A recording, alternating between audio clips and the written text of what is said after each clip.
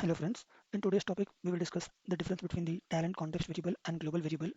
So here some of the basic differences between the context and global variable. So the first difference is the context variable can be set prior to the job, but whereas the global variable values are decided during the runtime.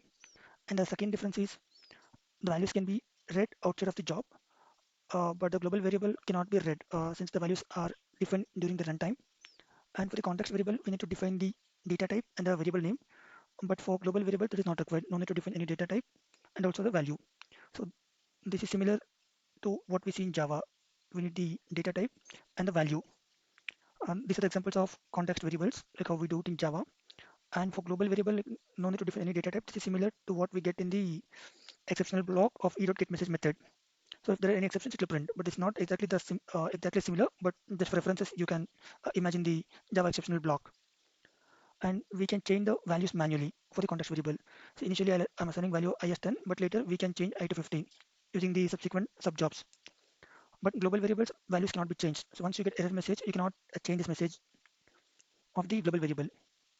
And the context variable values can be passed from parent to child job, but in global variable we cannot pass any value from parent to child because the scope is specific to a single job. Now let's see these differences from job.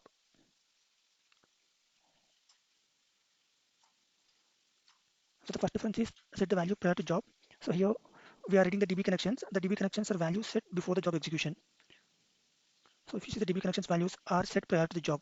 And because we should be knowing the DB details, then only we can connect to the DB. So the values are predefined for the DB host, username, password, and the database names. For that, we are using the tfile input delimiter to read the context file. So once the context values are read, we are loading it to the tcontext load component. So it will load the values to the context variables. So once the values are loaded to the context variables, then those values are used in the Oracle connection. So if you see values in the context variable like DB host, service name, username, so all these values are predefined. So now let's run the job.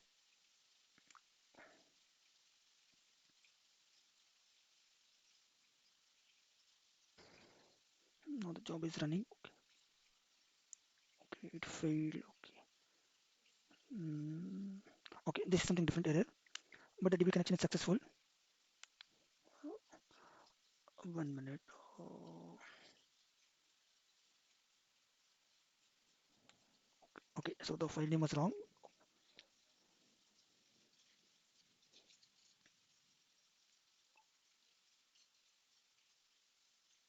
So now the DB connection is successful. So from the DB connection, using the Oracle input, we are reading the system date from dual table, and we are assigning that value to an context variable. So then as I told, um, so we can change the values of the context variable. Here, initially the value is system date, but later we can assign the system date to null. So this kind of things we can do with context variables. And the second difference is the data can be read outside of the job.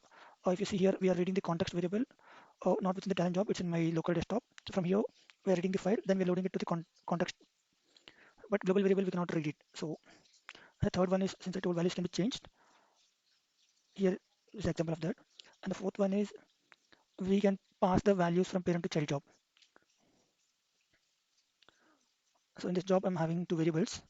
So in this file, I'm reading a file, and if I want to know like how many number of records processed, so I'm assigning some variable to some context variable, then those values are passed to the child job with help of context param. So here we need to define the values like parameters like record processed and context dot record processed. So now if we run the job, so this context dot record processed values will be passed to the child job.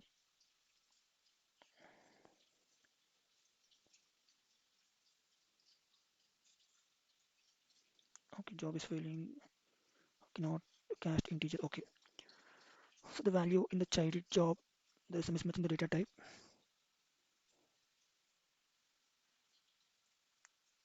Okay, record processed is integer in the parent job, so we need a similar data type.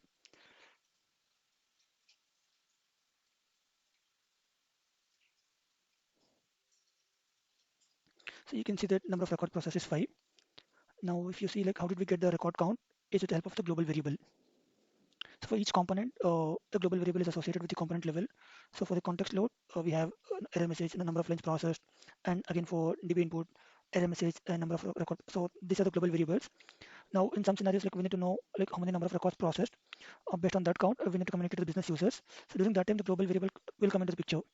So as I told, so here we are reading a file. So this file has some records. So if we need to know like how many number of records got processed, we can get help of the global variable for this component t file input delimited.